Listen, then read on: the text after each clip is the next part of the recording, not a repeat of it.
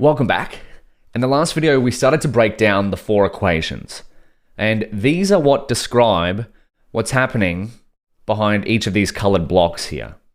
And we learned that if we use mathpicks.com, so if we go to mathpicks.com, we can turn science or text, including handwritten math symbols, into editable text. And we also learned that many papers are written with LaTeX, which is a way of producing mathematical equations. Google Colab uses Markdown, but it also supports LaTeX, and LaTeX is between these dollar signs here. And be careful if you're searching LaTeX and you go to images, you might get something that is not what you were looking for. So let's get out of a few of these things. We'll come back into here. Let's start to break down equation 1a. We'll jump into the keynote. So we've looked over the VIT architecture in figure 1. We're slowly breaking it down. So reading a machine learning paper in its full can be a bit of a daunting task. So what we're doing is we're breaking it down. Figure 1 describes with colorful blocks the inputs, outputs, layers, and blocks. Paper reading, here's my tip, math to text, is you can use mathpicks.com to turn a screenshot into editable text. There's the equations that we have. Then if we keep going, let's start to break down each of the 4 equations. We're going to do these one by one. We're going to focus first and foremost with equation 1. What I might do is reorder this text. So equation 1 and then equation 4, I'll put down the bottom. Beautiful. So there we go. And let's jump back into the keynote. Let's see what we have. So here's our 4 equations from section 3.1, and this is figure 1, section 3.1. Getting a little bit confused here. As you see, we're trying to describe nonlinear information, like as in this is all related, all of this information here, but the paper presents it in a linear stream of pages.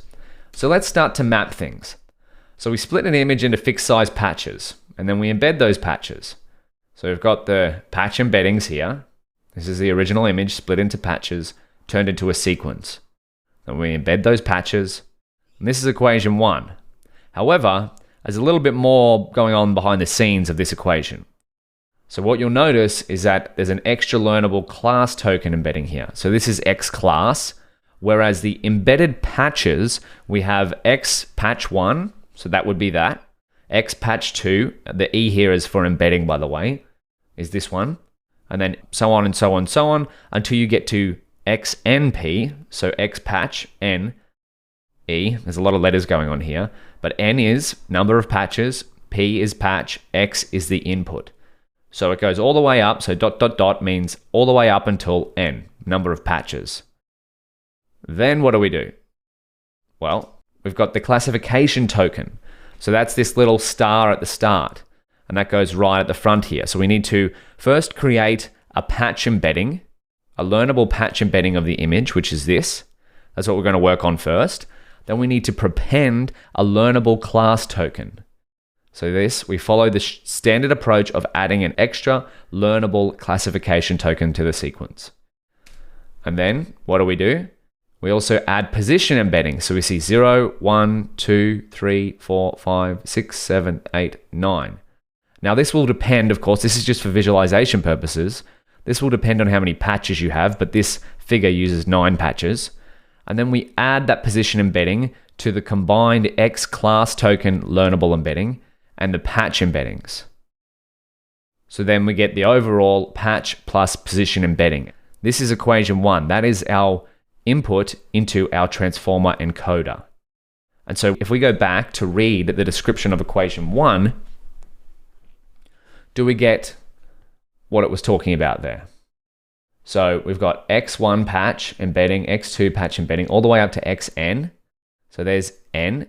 N is the resulting number of patches, which also serves as the effective input sequence length for the transformer. Wonderful. The transformer uses content latent vector size D throughout all of its layers. So we'll see that later on in table 1. There's hidden size D. So that's going to be the embedding size that we project these patches to.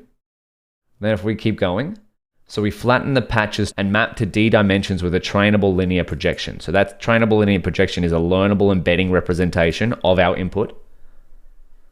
We refer to the output of this projection as the patch embeddings. So the patch embeddings here is this pink block. Then we have the class token, and then we have the position embeddings. So if we come back, we've got position embeddings are added to the patch embeddings to retain positional information. So what it means by positional information is what order did this patch of image come in? And we use standard learnable 1D position embeddings since we have not observed significant performance gains from using more advanced 2D aware position embeddings. So you can see Appendix D4 for more. The resulting sequence of embedding vectors, so this entire sequence here, serves as input to the encoder. So there's the embedded patches, and there's the encoder. So let's just to finish off this video, we'll do it in pseudocode. This is what I like to do. Equation 1, we'll put a line here to separate. So in pseudocode, pseudocode means just like fake code, but looks like it could be code.